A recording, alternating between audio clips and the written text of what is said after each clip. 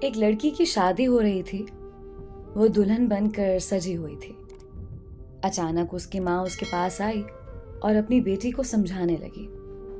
یقین کیجیے اگر یہ نصیحت ہم اپنی بہنوں یا بیٹیوں کو کریں تو باخدا ان کا گھر ہمیشہ آباد رہے گا اور انہیں زندگی میں کبھی پریشانی کا سامنا نہیں کرنا پڑے گا. ماں اپنی بیٹی سے کہتی ہے کہ تم نے جو کچھ کھایا پیا کبھی وہاں جا کر اس بات کا ذکر نہ کرنا کہ تم نے اپنے ماں باپ کے گھر اچھا کھایا اور یہاں تمہیں اچھا کھانے کو نہیں مل رہا. پیٹ میں جو چیز چلی جائے کچھ ہی گھنٹوں بعد اس کی لذت ختم ہو جاتی ہے اور یاد ہی نہیں رہتا کہ کب ہم نے کیا کھایا تھا. کھانے پر کبھی کسی کے ساتھ بحث نہ کرنا. جو مل جائے شکر کر کے کھا لینا.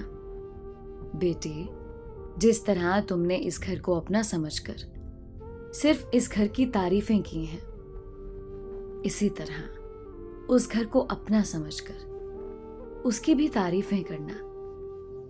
کبھی برائی نہ کرنا. بے شک اب وہی تمہارا اپنا گھر ہے. بیٹی، تم نے ماسٹر کیا ہے مگر اپنی پڑھائی کا روب اپنے سسرال والوں پر مت استعمال کرنا. کبھی ان کو یہ نہ کہنا کہ میں آپ سے زیادہ جانتی ہوں.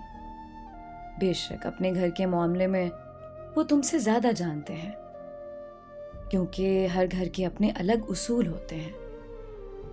بیٹی، شوہر کو کبھی پیٹھ دیکھ کر نہ سونا کیونکہ اللہ پاک عورت کی اس حرکت سے ناراض ہوتے ہیں.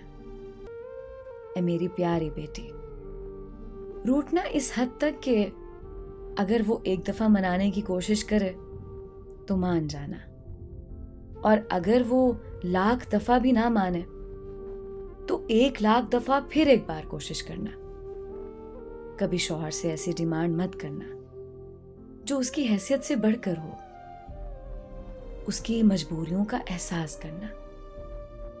جب تک سسرال والوں کے اصولوں کو سمجھ نہ جاؤ تب تک اگر کسی چیز کو استعمال کرنا ہو تو ان سے پوچھ کر استعمال کرنا.